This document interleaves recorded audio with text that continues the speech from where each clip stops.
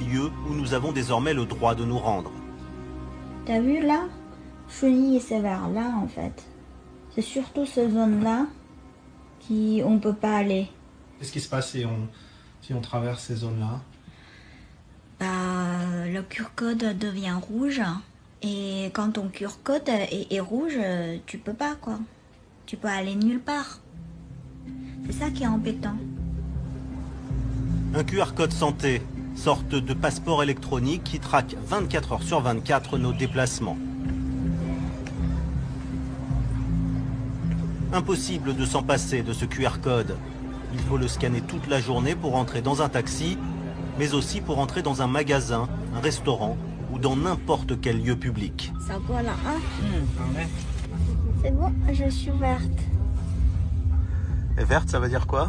Ça veut dire tout va bien. Je suis pas en danger. C'est un visa en quelque sorte, un visa pour une vie normale. Dans les zones vertes, de l'autre côté des barricades, on respire mieux mais toujours derrière un masque. La vie a repris presque comme avant dans la plupart des quartiers de Pékin. Le nôtre heureusement est épargné et nous pouvons donc circuler librement tant que nous ne sortons pas du périmètre autorisé par les QR codes. Et on va mesurer notre coefficient beauté avec les caméras. 92. Et moi? 90. Dans ce monde post-Covid, la reconnaissance faciale est devenue un jeu. De quoi pimenter notre quotidien avec Lulu. Un quotidien qui se limite aux frontières de notre district de Chaoyang et à quelques quartiers soigneusement sélectionnés et autorisés par notre QR code santé. On se déplace uniquement en taxi pour éviter les transports publics et d'éventuels cas contacts. Les commerces et les restaurants sont restés ouverts.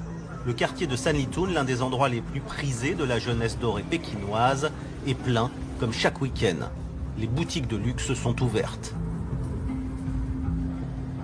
Même chose pour les restaurants. Ça fait combien de fois qu'on scanne aujourd'hui?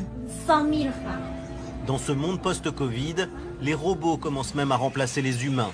Ça amuse les enfants, c'est bon pour les photos, et pour le patron, c'est plus sûr de se faire livrer par un robot en plastique qui n'a aucune chance d'être infecté.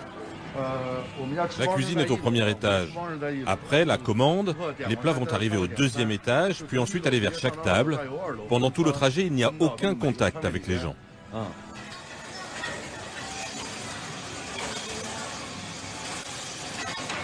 Cette robotique sanitaire a ses limites. Une serveuse est tout de même assignée à chaque table.